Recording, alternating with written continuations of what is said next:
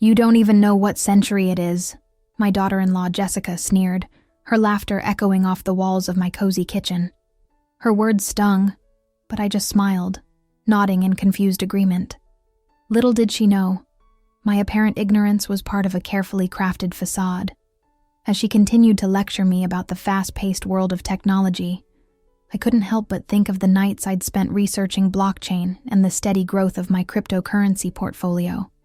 A few months ago, Jessica would drop by our suburban home, a classic colonial style, with a white picket fence and a neatly trimmed lawn, for what she called her reality checks.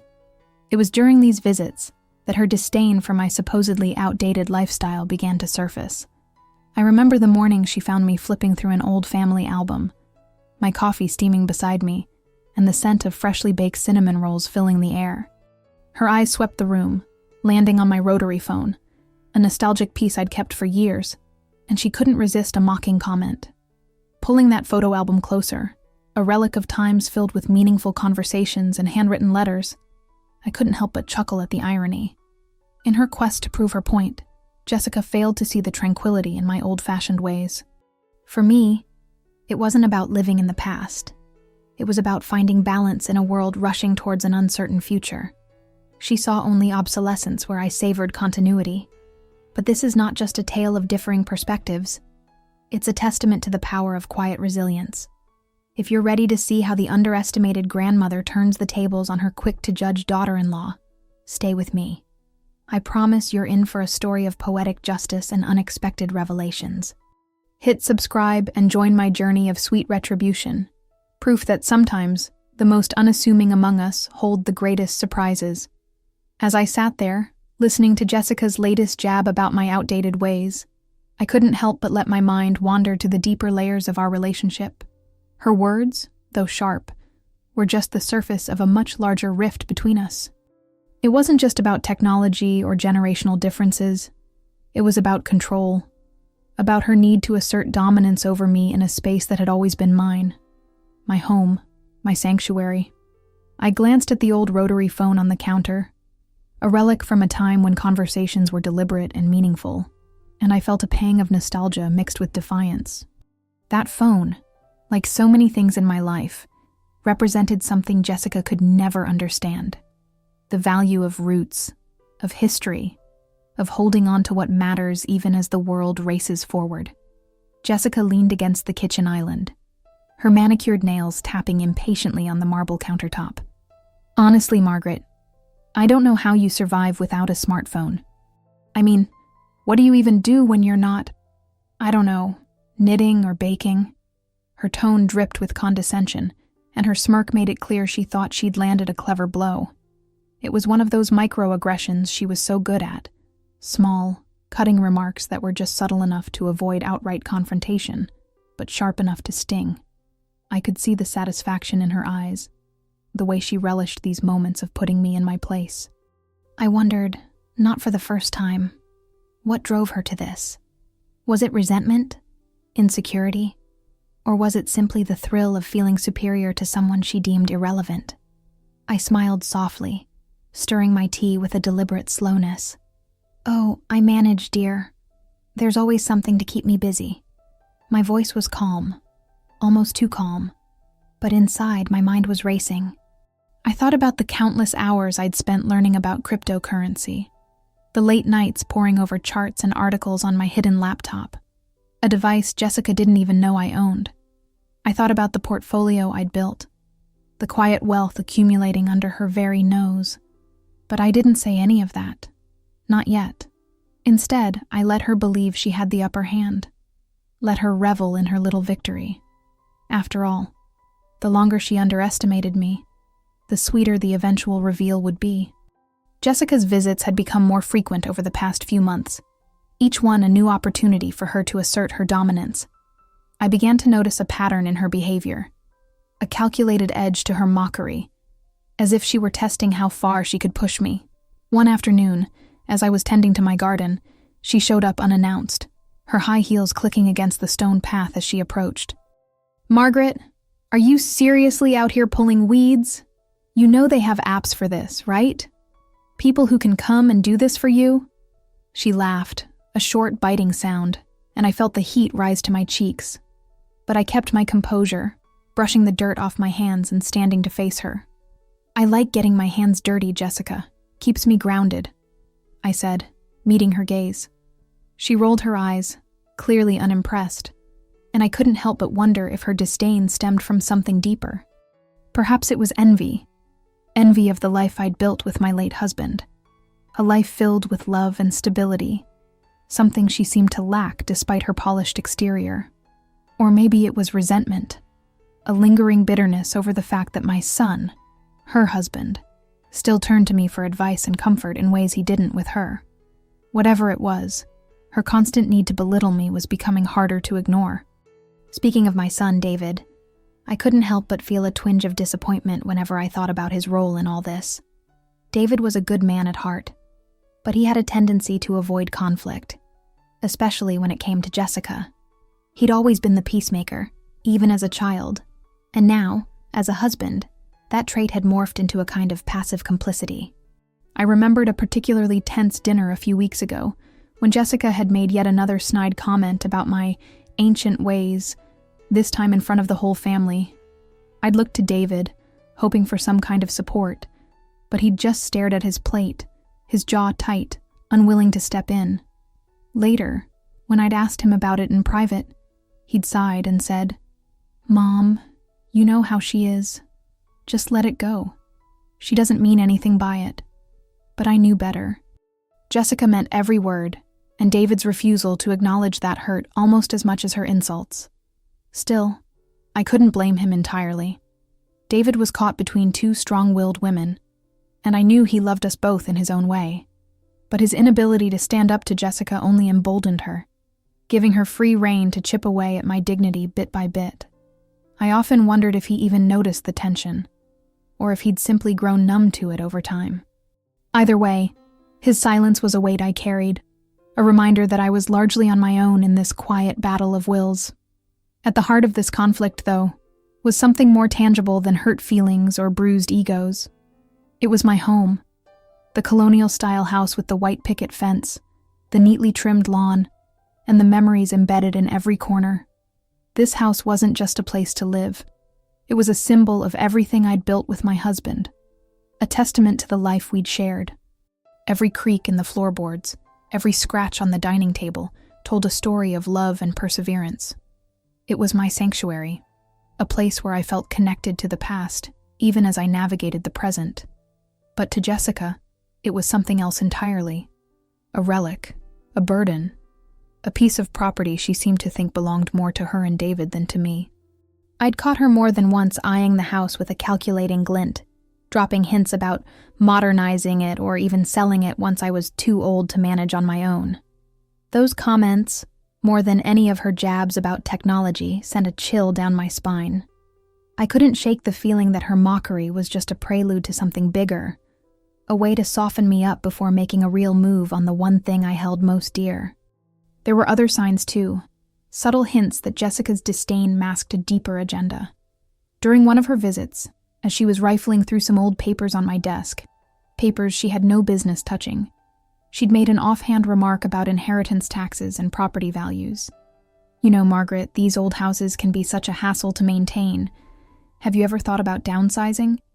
It might be smarter, financially." Her tone was casual, but there was a sharpness in her eyes that told me she wasn't just making conversation. I'd brushed it off with a laugh, but the comment lingered, a seed of suspicion planted in my mind. Was she after the house? Or was there something else, some hidden motive I hadn't yet uncovered? I couldn't be sure, but I knew I needed to stay vigilant. In moments like these, when the weight of Jessica's words and David's silence pressed down on me, I found solace in confiding in my oldest friend, Eleanor.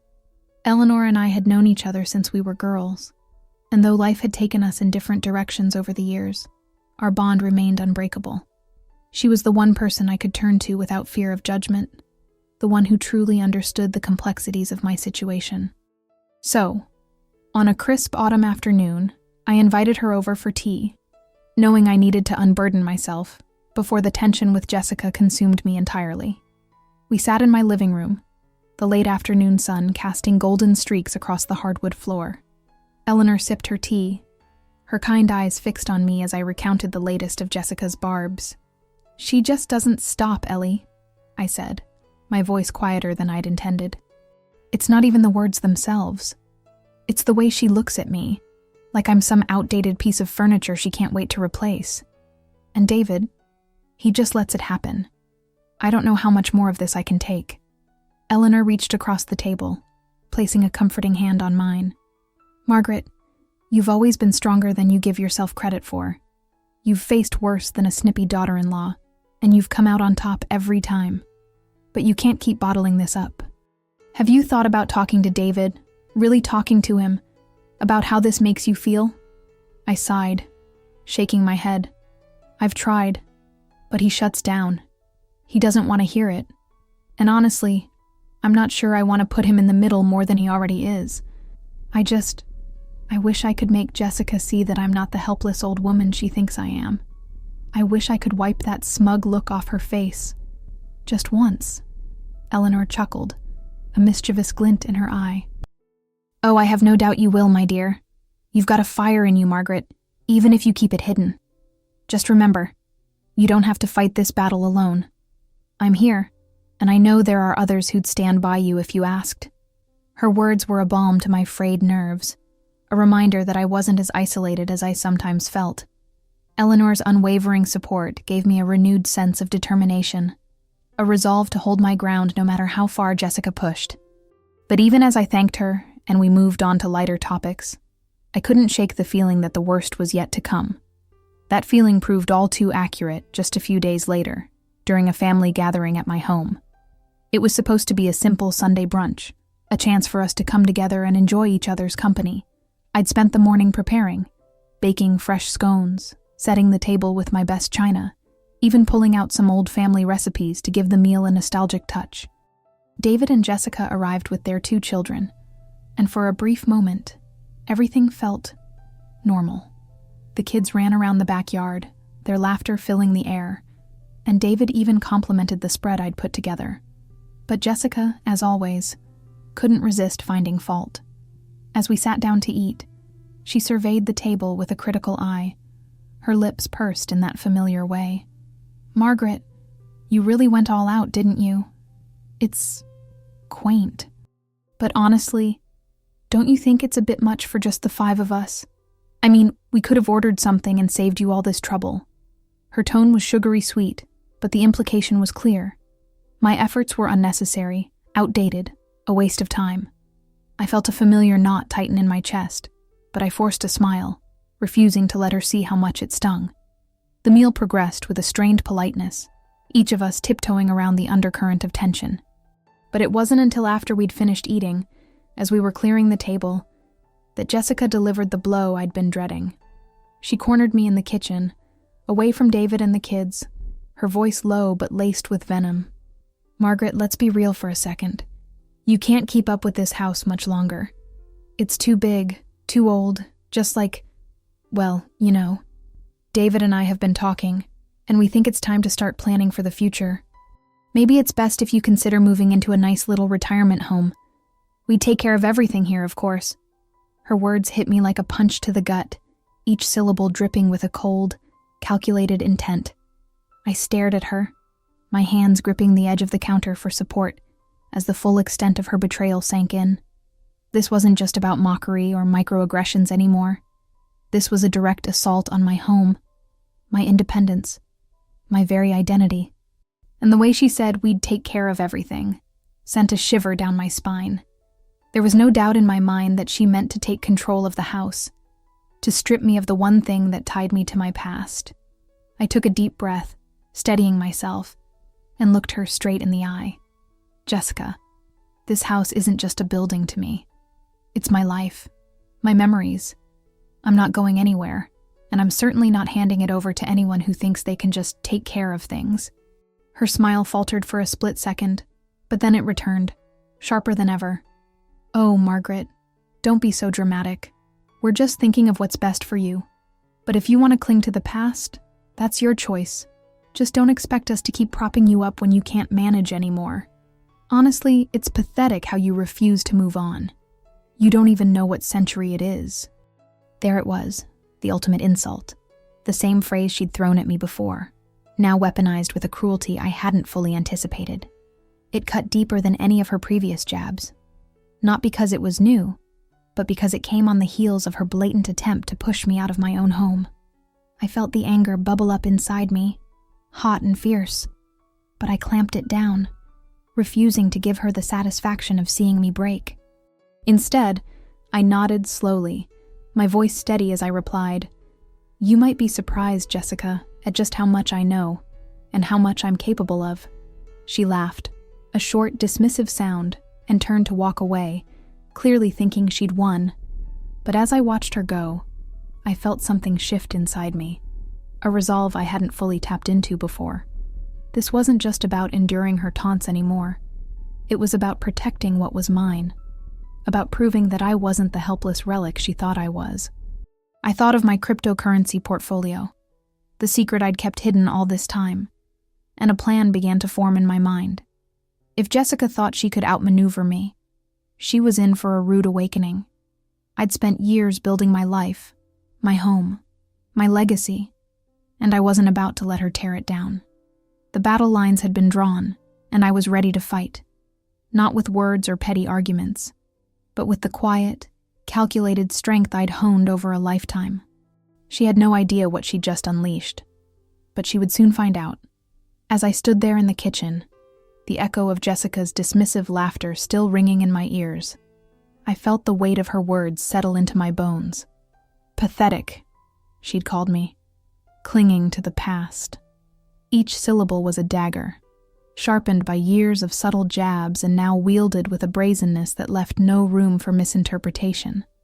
My hands, still gripping the edge of the counter, trembled, not with fear, but with a simmering rage I could no longer suppress. I'd played the part of the meek, outdated mother-in-law for too long, letting her believe she had the upper hand. But no more.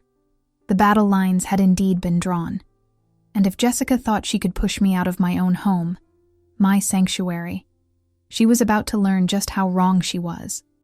The rest of that Sunday brunch passed in a blur of forced smiles and strained pleasantries.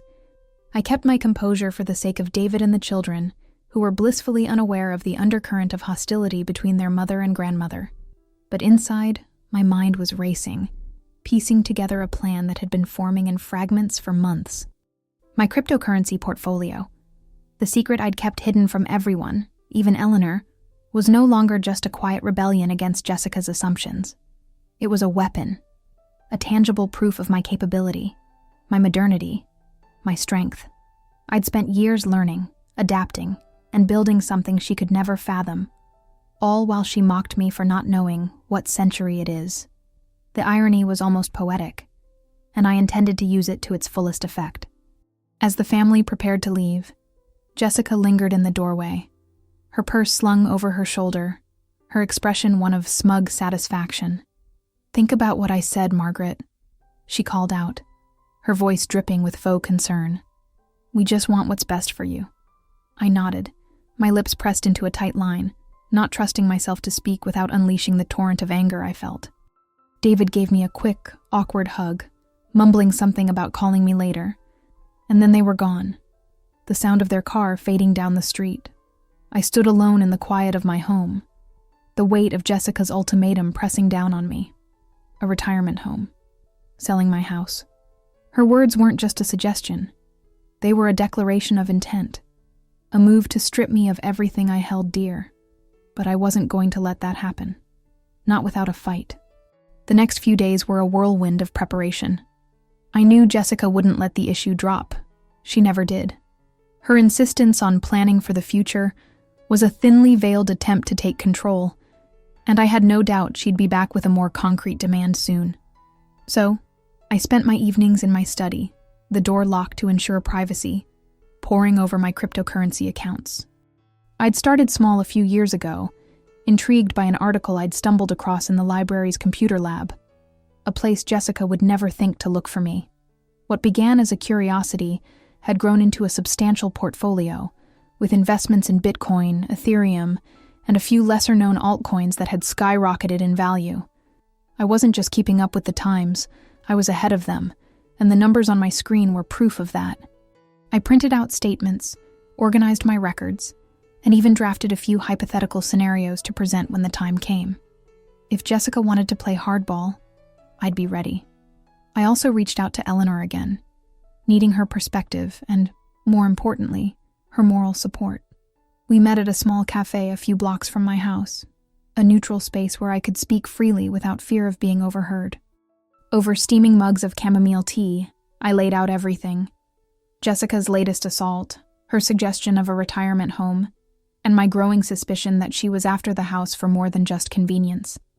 Eleanor listened intently, her brow furrowed with concern, but her eyes sparkled with a familiar fire when I mentioned my secret portfolio. "Margaret, you've got to show her," Eleanor urged, leaning forward in her chair. "She's been walking all over you for too long, thinking you're some helpless old lady. Let her see who you really are. Rub that portfolio in her face if you have to. I'd pay to see the look on her when she realizes you've outsmarted her at her own game."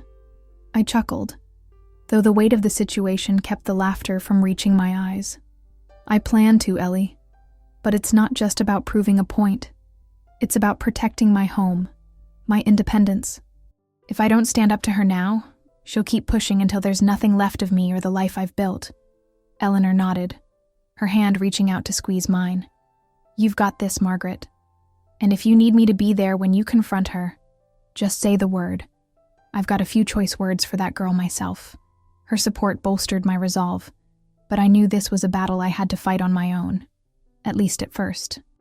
I needed to face Jessica head-on, to show her that I wasn't the pushover she thought I was. Still, knowing Eleanor had my back gave me a sense of security, a reminder that I wasn't entirely alone, even if David continued to sit on the sidelines. As I predicted, Jessica didn't waste much time before making her next move. It was less than a week after the brunch when she showed up at my door unannounced, a manila envelope tucked under her arm, and a determined glint in her eye. I'd been in the garden, pruning my rose bushes, when I heard the click of her heels on the stone path. My stomach tightened instinctively, but I steeled myself, brushing the dirt off my hands as I stood to greet her. "Margaret, we need to talk," she said without preamble, her tone clipped and businesslike. She didn't even bother with the usual pleasantries, not that I expected any at this point. I gestured for her to come inside, leading her to the living room where we could sit. My heart pounded in my chest, but I kept my expression neutral, refusing to let her see any hint of nervousness.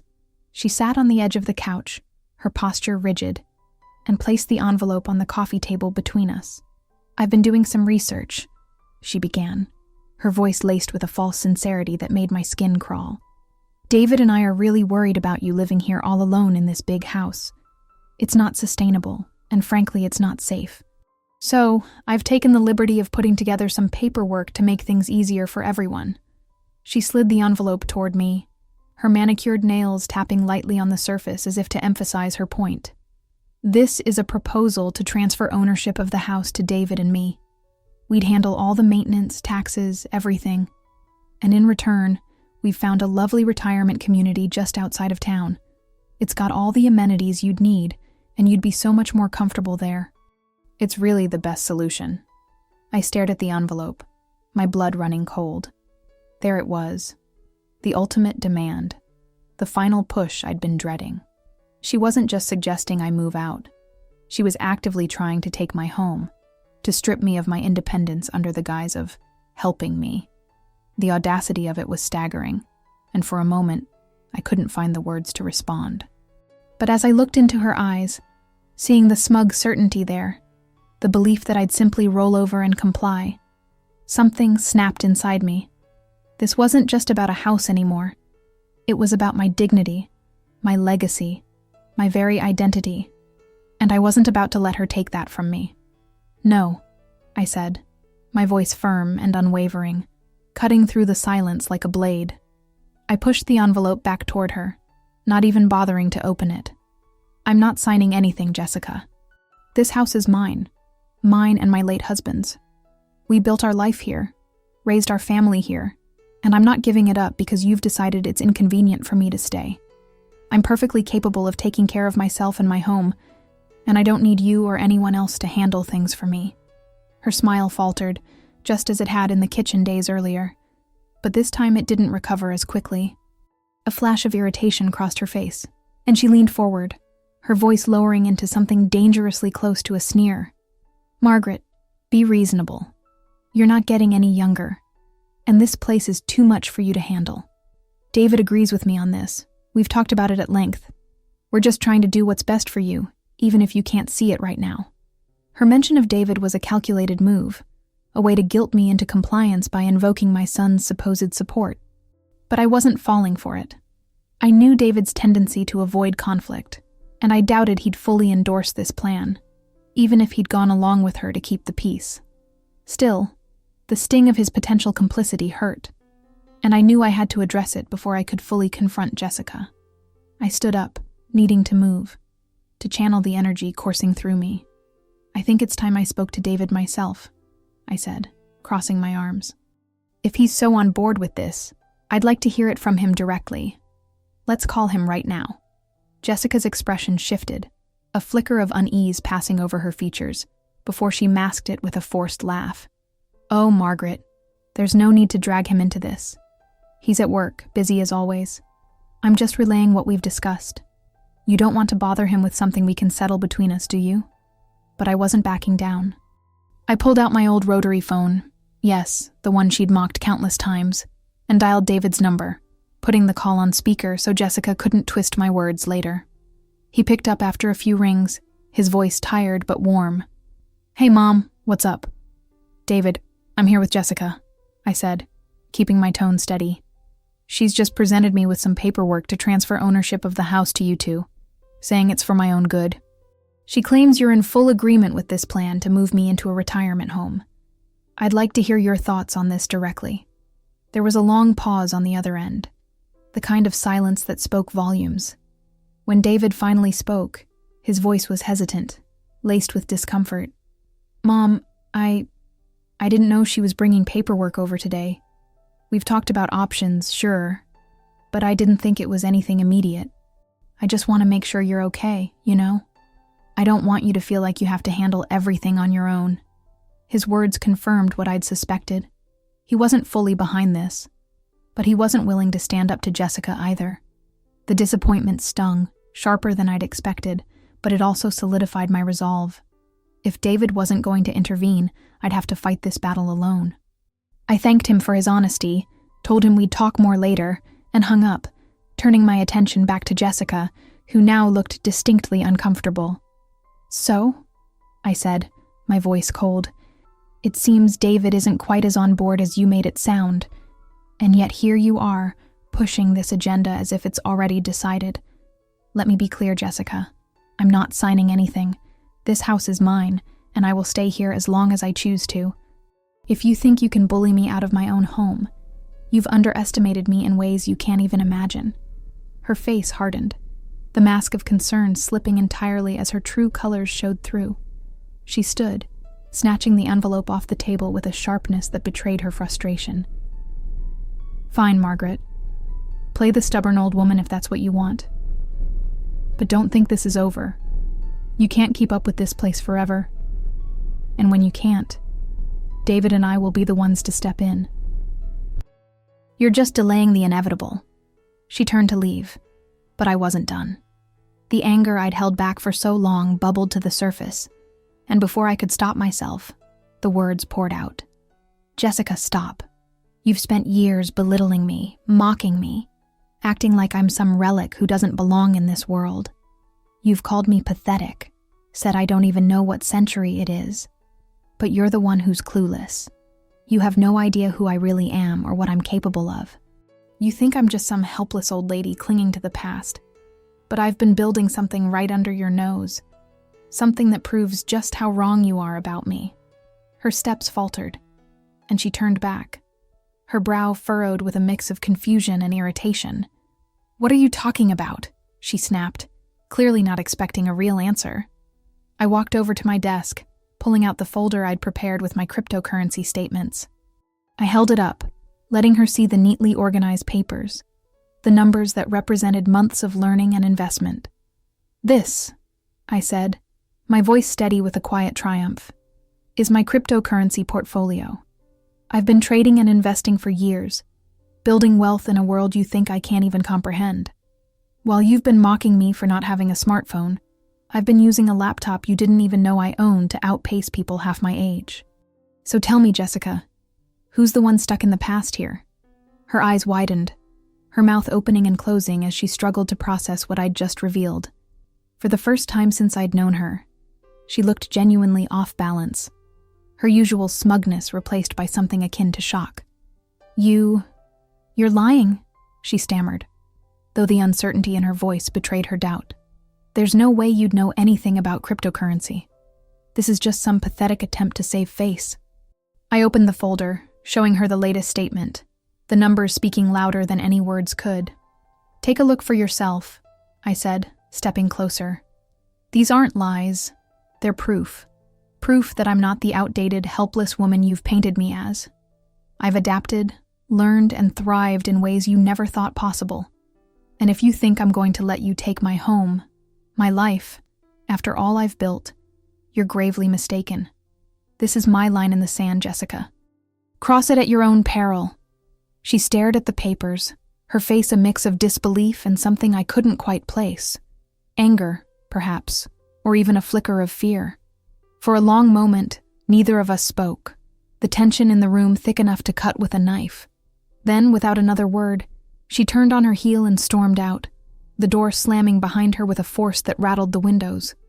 I stood there, the folder still in my hands, my heart pounding with a mix of adrenaline and relief. I'd done it. I'd confronted her, laid bare the truth she'd never expected, and for the first time, I'd seen her falter. But I knew this wasn't the end. Jessica wasn't the type to back down easily, and I had no doubt she'd come back with a new strategy, a new way to try to undermine me. Still, as I sat down, the weight of the moment settling over me, I felt a newfound strength. I'd taken the first real step in this battle, and no matter what came next, I was ready. My home, my legacy, my life, they were mine to protect, and I would fight for them with everything I had. Jessica had no idea what she'd unleashed, but she was about to find out just how far I was willing to go. As the echo of the slamming door faded into the quiet of my home, I stood there, the folder of cryptocurrency statements still clutched in my hands, my breath coming in shallow bursts. The confrontation with Jessica had been a long time coming, and though I'd finally spoken my truth, I knew this was far from over. Her shock, her disbelief, they were fleeting. She'd regroup, come up with a new angle, a new way to push me out of my own life. But I wasn't the same Margaret she'd been belittling for years. I'd found my voice, my strength, and I wasn't about to let her take that away from me. If this was a war, as it increasingly felt like one, then I needed to arm myself properly, not just with proof of my capabilities, but with legal protection, with a strategy that would ensure my home and my legacy remained mine. I sat down at my desk, the folder now resting on the polished wood surface, and let my mind shift from the heat of the moment to the cold, calculated planning ahead. Jessica's audacity in presenting that paperwork, her assumption that I'd simply sign away my home, was a wake-up call. This wasn't just about her mockery or her need to feel superior anymore. This was a tangible threat, a direct attempt to strip me of my independence. I couldn't rely on David to step in. His hesitation on the phone had made that clear. And while Eleanor's support was invaluable, I knew I needed more than moral backing. I needed expertise, someone who could navigate the legal intricacies of property ownership and protect me from whatever Jessica might try next. It was time to seek professional help. The next morning, I woke early, a sense of purpose driving me despite the lingering exhaustion from the emotional toll of the previous day. I made a pot of coffee, stronger than usual, and sat down with my old address book, another relic Jessica would no doubt scoff at, to find the contact information for a lawyer I'd known years ago through my late husband. Richard Bennett had been a trusted friend and advisor to us during the purchase of this very house, handling the paperwork and ensuring everything was in order. If anyone could help me now, it would be him. I dialed his office number, my fingers steady despite the gravity of the call, and was relieved to hear his familiar, gravelly voice on the other end. After a brief exchange of pleasantries and condolences for my husband's passing, I got straight to the point. "Richard, I'm in a bit of a situation with my daughter-in-law," I began, keeping my tone measured. "She's pushing to have me sign over ownership of my house to her and my son, under the guise of it being for my own good. She's even suggested I move into a retirement home. I've refused, but I'm worried she'll find a way to force the issue. I need to make sure my rights are protected, that my home stays mine." There was a pause on the other end, and I could almost hear Richard's mind working through the implications. "Margaret, I'm glad you called," he said finally, his voice firm. "This kind of situation is more common than you might think, and it can get messy if not handled properly. We need to ensure your ownership is airtight, and that there's no legal loophole she can exploit. Can you come into my office this week? I'd like to review the deed to your property and any other relevant documents. We can also discuss a living trust or other protective measures to prevent anyone from challenging your autonomy." His words were a lifeline, a confirmation that I wasn't overreacting, that this was a real threat worth addressing. We scheduled an appointment for the following day, and I spent the rest of the morning gathering every piece of paperwork related to the house. The original deed, tax records, even the will my husband and I had drafted together years ago. I wanted to be prepared, to leave no stone unturned. As I sorted through the documents, a quiet resolve settled over me. This wasn't just about protecting a building. It was about safeguarding the life I'd built, the memories embedded in every corner of this colonial-style home. Jessica might think she could outmaneuver me, but I was ready to fight with everything I had. The meeting with Richard was thorough and reassuring. His office, a small but tidy space in downtown, smelled faintly of old books and leather, a comforting contrast to the sterile modernity Jessica seemed to idolize. He reviewed the deed, confirming that the house was solely in my name, a fact that gave me immediate relief. "This is a strong starting point, Margaret," he said, peering over his glasses at the documents spread across his desk. "There's no legal basis for anyone to force you to transfer ownership, especially not without your consent. But given the pressure you're describing, I recommend we take additional steps to protect your interests."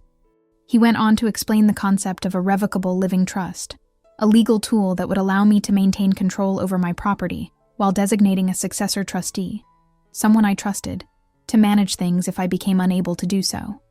This way, you can ensure the house stays in your family, under your terms, without interference from anyone who might have ulterior motives, he said pointedly.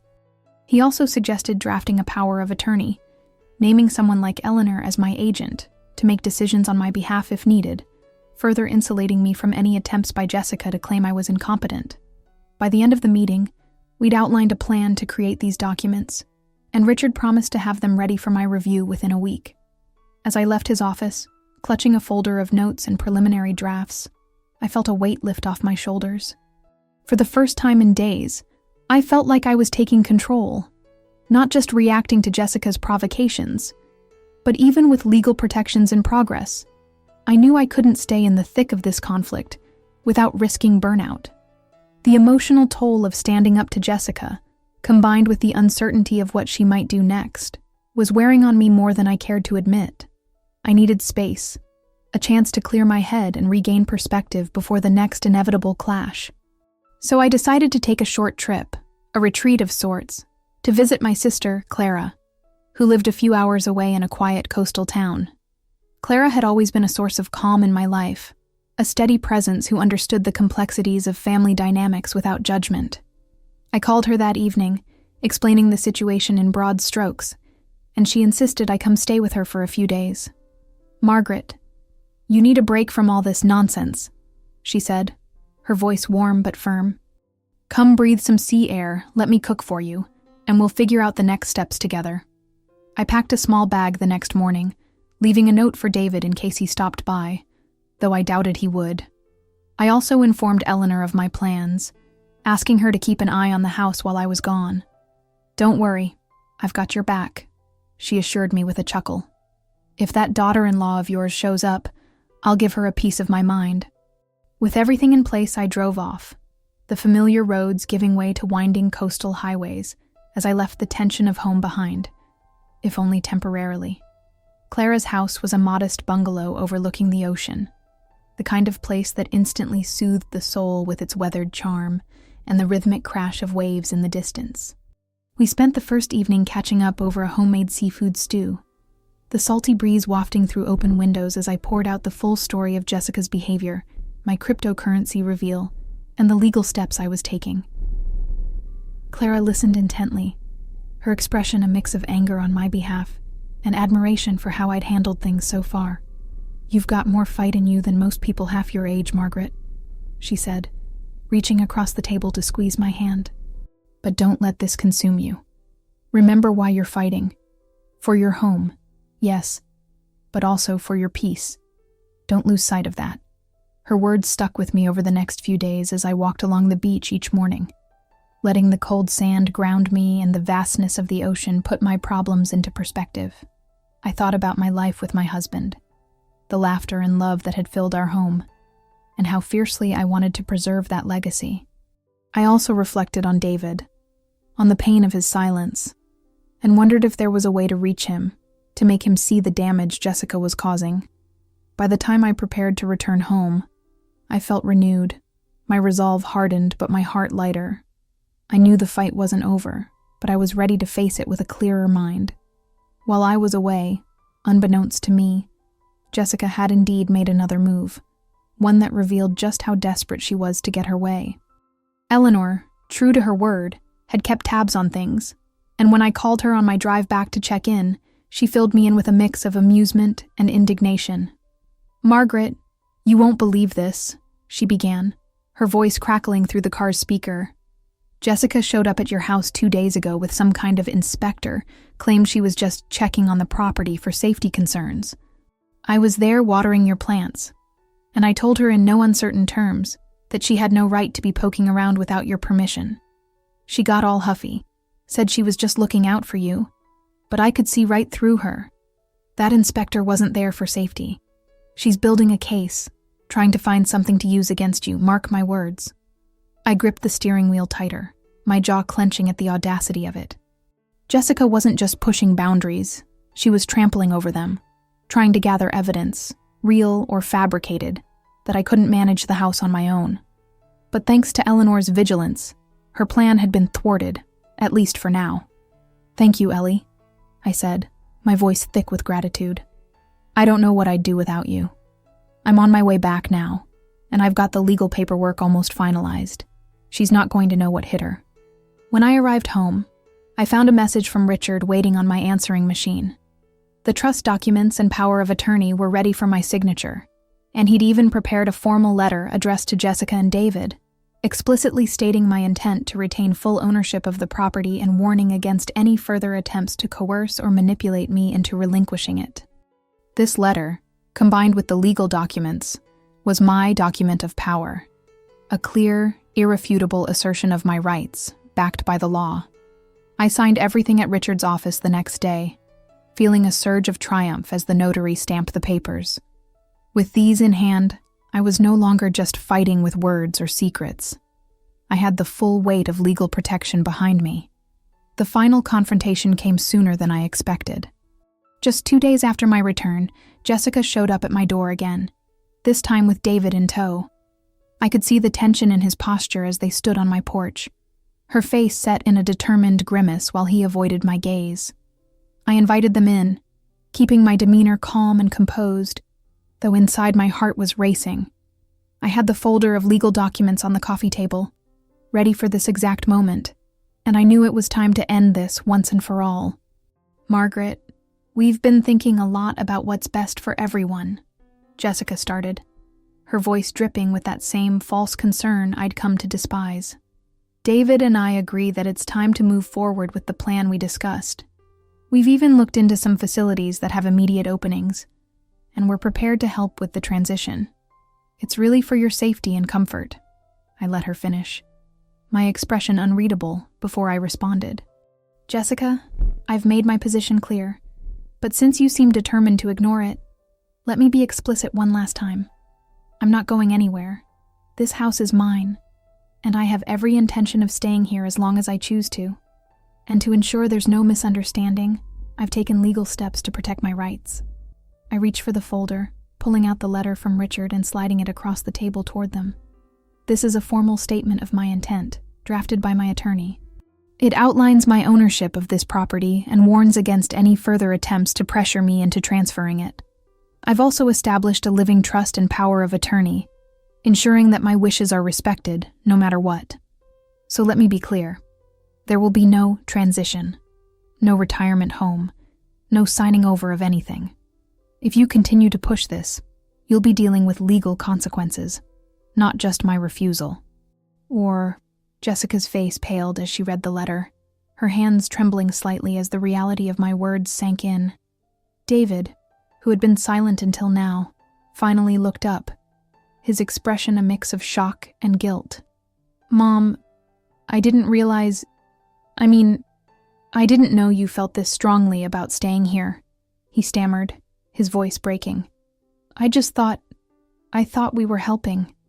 I turned to him, my gaze softening but still firm. David, I know you mean well, but your silence has enabled this.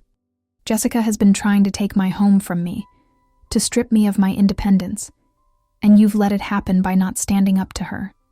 I love you, but I can't let this go on. I need you to see what's really happening here. He nodded slowly, his eyes dropping to the floor, and I could see the weight of my words hitting him. Jessica, meanwhile, tried to recover, her voice sharp as she snapped. This is ridiculous, Margaret. You're just being stubborn for the sake of it. We're your family. We're trying to look out for you. No, Jessica. I cut in, my voice cold. You're trying to look out for yourself. I've seen through your games and I'm done playing. You mocked me, called me pathetic, said I didn't even know what century it is. But I've proven you wrong at every turn. My cryptocurrency portfolio, my legal preparations. These aren't the actions of a helpless old woman. They're the actions of someone who knows her worth and will fight to protect it. So take this letter, take this moment, and understand that this is over. You've lost. The room fell silent, the weight of my words hanging in the air. Jessica stared at me, her usual smugness replaced by a flicker of something I hadn't seen before. Defeat. She opened her mouth as if to argue, but no words came. Finally, she stood, grabbing her purse with a jerky motion, and muttered, "Fine, have it your way." She stormed out, leaving David behind, who looked at me with a mixture of regret and uncertainty. "Mom, I'm sorry," he said quietly, his voice thick with emotion. "I didn't see how much this was hurting you. I should have stepped in sooner. I'll talk to her. I'll make this right." I nodded, a lump forming in my throat.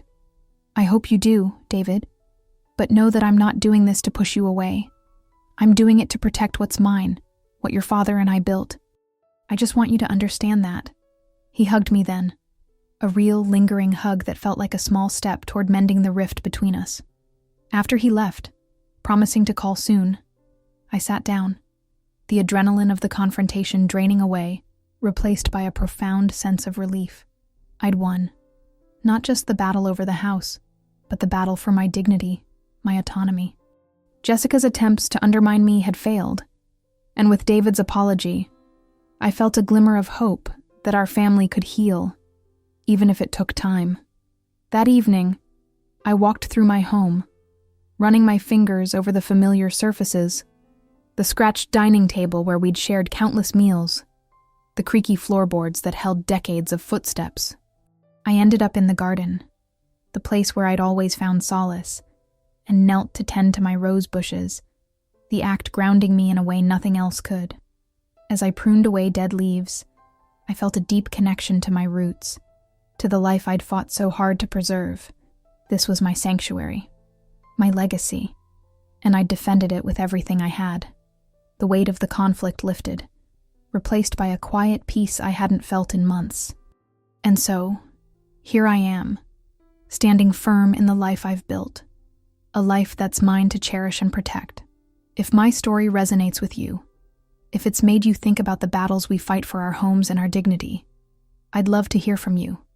Drop a like if you're with me, and in the comments tell me, have you ever had to stand up to someone who underestimated you? How did you reclaim your power? Share your experiences. I'm reading every one. And don't forget to subscribe for more stories of resilience and triumph. Until next time, take care.